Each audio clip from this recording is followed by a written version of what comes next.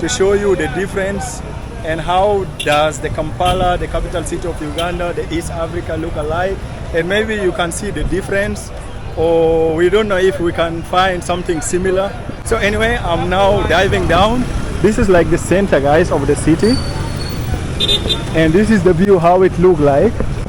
Kampala has 30 million population, guys. Like, there is a lot of people I can say here in this country, and it's a very big country, and it's so famous or known for agriculture, guys. They are very good in cultivating, and this what make this also African country one of the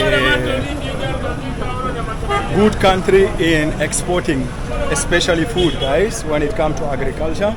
And I want you just to see around how the city, and you can see on my left side, yeah, this is, let me show you, this is Kampala, guys.